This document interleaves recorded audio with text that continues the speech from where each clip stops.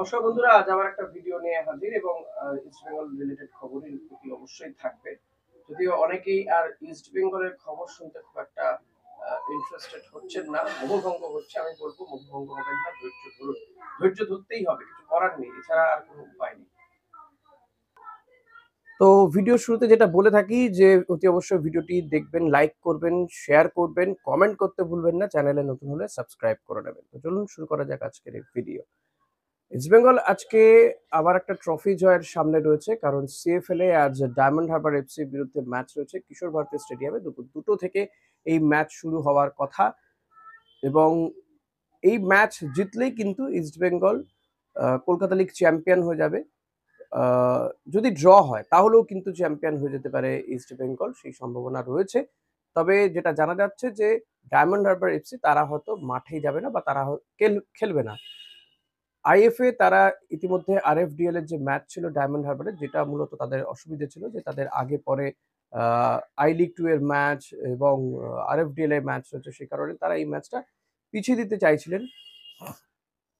কিন্তু আইএফএ তারা আরএফডিএল এর কাছে তাদের কাছে অনুরোধ করে ডায়মন্ড হারবারের সেই ম্যাচটি পিছিয়ে দিয়েছেন, কিন্তু কোনোভাবেই কিন্তু এই ডায়মন্ড হারবার তারা আজকের ম্যাচটা খেলতে রাজি হচ্ছেন না।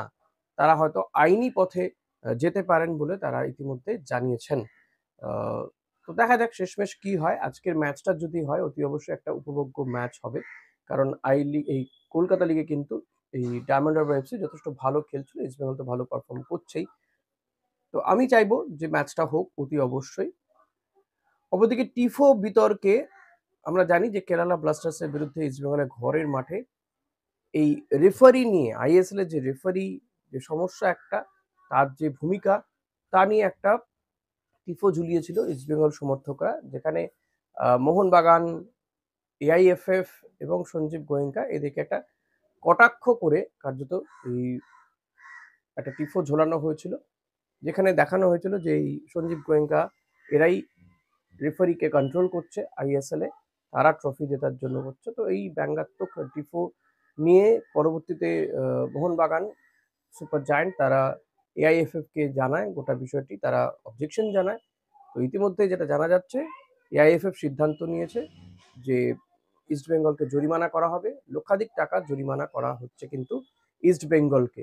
ফলত সব দিক থেকে কিন্তু ইস্ট বেঙ্গলের সময়টা খুব একটা ভালো যাচ্ছে না, সে কারণেই সিএফএল এর এই ম্যাচটা জেতা অত্যন্ত গুরুত্বপূর্ণ। একটা মোটিভেশন তো পাবে, যে কোনো ট্রফি জয়ই কিন্তু দলকে একটা মোটিভেশন দেয়। তো সেই জায়গায় দাঁড়িয়ে বলবো আজকের ম্যাচটা ইস্ট বেঙ্গলের জন্য খুবই গুরুত্বপূর্ণ এবং এই ধরনের জরিমানাটা হওয়া কাঙ্ক্ষিত ছিল না, যেখানে ক্লাবের অ্যাজ কোনো দায় নেই, কিন্তু সমর্থকদের এই ভুলভাল ব্যঙ্গাত্মক টিফো ঝোলানোর জন্য ক্লাবকে তার দায় নিতে হবে, এতগুলো টাকা দিতে হবে, যে সময় টাকাটা খুবই গুরুত্বপূর্ণ। তো সমর্থকদের উদ্দেশ্যে আমার বক্তব্য থাকবে, প্লিজ যেটা করবেন একটু ভেবেচিন্তে করুন। আপনারা ক্লাবকে ভালোবাসেন জানি, কিন্তু করতে গিয়ে, ভালোবাসতে গিয়ে, এই ব্যঙ্গ করতে গিয়ে, কটাক্ষ করতে গিয়ে এমন কিছু করে ফেলছেন যার মাত্রা ছাড়িয়ে যাচ্ছে, যার জন্য ক্লাবকে ভুগতে হচ্ছে। তো ইস্টবেঙ্গল ক্লাব কর্তৃপক্ষ তার গতকাল একটা বিজ্ঞপ্তি জারি করেছিল। মূলত তাদের উদ্দেশ্য কিন্তু এটাও ছিল যাতে সদস্য সমর্থকরা কাউকে আঘাত করা বা ছোট করার জন্য নয়। ইস্টবেঙ্গল ক্লাবও কিন্তু এটাকে কোনোভাবে সাপোর্ট করে না বলে তারা জানিয়ে তারা একটি বিজ্ঞপ্তি জারি করেছিল। রিচার্ড সেলিস এই মোহামেডান ম্যাচের আগে কিন্তু তিনি প্র্যাকটিসে চোট পেয়েছেন। তার শোনা যাচ্ছে হ্যামস্ট্রিং এর চোট রয়েছে। তো স্ক্যান করা হবে, স্ক্যান করার পরে বোঝা যাবে তার চোটটা কতটা গুরুতর, তিনি মোহামেডান ম্যাচে থাকবেন কি থাকবেন না। যদিও এখন ইস্টবেঙ্গলের কাছে এই ম্যাচগুলো নিয়ম রক্ষার ম্যাচ এবং দল তৈরি করে নেওয়া, সেট করে নেওয়া ম্যাচ। এএফসি চ্যালেঞ্জ লিগের আগে এই ম্যাচগুলো পাখির চোখ ইস্টবেঙ্গল কোচের অস্কার বুজো, কারণ তিনি এই ম্যাচগুলো থেকে দলকে একটা সঠিক আহ, মাপে নিয়ে আসতে চাইছেন, যেটা হচ্ছে না কোনোভাবে। কিন্তু প্লেয়াররা যেহেতু ফিরে আসছে, চোটগ্রস্ত প্লেয়াররা, প্লাস হচ্ছে টিমটাকে যাতে একটা প্রপার কন্ডিশনে রাখা যায় সেটাই তিনি চেষ্টা করছেন, এবং সেরা টিমটা যাতে এফসি চ্যালেঞ্জ লিগে খেলতে পারে সেটাই কিন্তু আপাতত চেষ্টা করা হচ্ছে ইস্টবেঙ্গল কোচের পক্ষ থেকে। ভেতরে অনেক কিছু গন্ডগোল চলছে ইস্টবেঙ্গল ক্লাবে, বাট সেগুলোকে মাথায় না দিয়ে তারা এই মুহূর্তে এই ম্যাচ টু ম্যাচ তারা চিন্তা করতে চাইছেন। আইএসএল এ যে আর কিছু হবে না সেটা বোঝাই গিয়েছে, সেটা সবাই জানেন। কিন্তু তাই ইস্টবেঙ্গল কোচ অস্কার বুজো তিনি পাখির চোখ করছেন এফসি চ্যালেঞ্জ লিগকে এবং সুপার কাপকে। এখন সুপার কাপ হবে কি হবে না সেটা তো দোলাচলে রয়েছে। যদি সুপার কাপ হয় তো অতি অবশ্যই সুপার কাপেও যাতে টিম ভালো পারফর্ম করতে পারে, ভবিষ্যৎটা যাতে ভালো হয়, সেটাই কিন্তু লক্ষ্য অস্কার ব্রুজোর।